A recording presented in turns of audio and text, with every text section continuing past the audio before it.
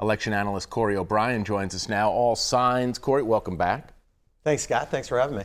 Busy voting day across Pennsylvania, and a lot of signs pointing toward a Shapiro victory for governor tonight. Big day. Shapiro's been up about 10 points throughout this race. I don't see any change here tonight. I think Shapiro's in for a good night.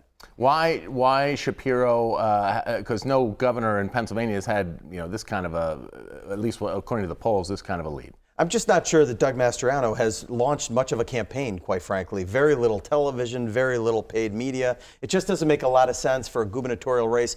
Every party always kind of crosses their fingers that candidate's going to be a great candidate and do a great job for them. I just think that the Republican candidate fell a little short this election season. It's always follow the money, and Mastriano had none. That tells you everything you need to know about what the donors thought of his chances to win tonight. You got it.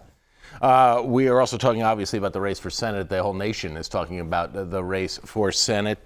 Too close to call, Fetterman-Oz? Well, it's too close to call today. Remember, the Democrats have always seen this seat as a pickup. This is Pat Toomey retiring after 2 terms. You have John Fetterman, who has been in a decent position throughout the race, but it is close now, and it is really tightened over the course of the last 3 weeks.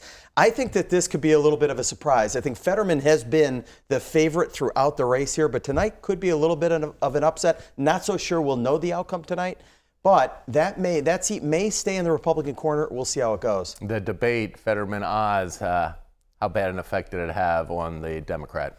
Well, I think it had an impact, and make no mistake, it had a negative impact. But remember, think about the top issues. The top issue in this campaign is the economy and inflation.